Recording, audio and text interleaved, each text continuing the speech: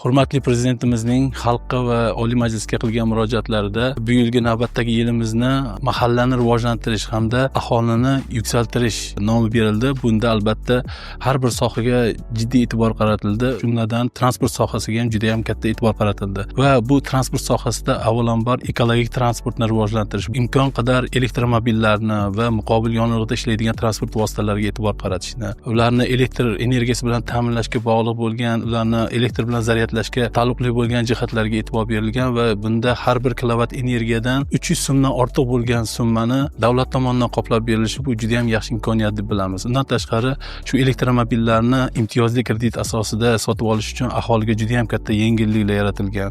Jumladan mahalliy transport vositalarini, ya'ni ekologik toza bo'lgan elektromobillarni sotib olinganda 12% imtiyozli kredit bilan va xorijdan olib kelingan avtomobillar uchun 16% deb belgilandi. Bu juda ham rag'batlantirish deb qarash mumkin. Ya'ni bu ekologik transport turining rivojlanishiga bu o'z navbatida turtki bo'ladi. Taksilarni ham juda ham ko'p imtiyozlar berishdi. Bunga taksidan foydalanuvchilar uchun ham mana shu elektromobillardan foydalangani uchun qulayliklar, yengilliklar yaratilgan. Bundan tashqari bu atrof muhitni ifloslantirayotgan soha nafaqat transport, boshqa sohalar ham bo'lgani uchun atrof muhitga juda ham keng e'tibor qaratildi. Bunda qurilish sohasi ham bor. Qurilish sohasida mana sement ishlab chiqaradigan, turli xil qurilish materiallarini ishlab chiqarish borasida ularni atmosferaga kamroq chiqindi chiqaradigan yonilg'ilar bilan, muqobil yonilg'ilar bilan ta'minlash. Undan tashqari chiqindilarni chiqarishda, kamaytirishda filtrlarni o'rnatishga e'tibor qaratildi. Bundan tashqari mamlakatimizdagi suv resurslarini avaylab asrash, undan foydalanishni yo'lga qo'yish, avtomobil transportlarini zamonaviy muqobil yonilg'ilarga o'tkazishga ham e'tibor qaratilgan. Har bir soha egalariga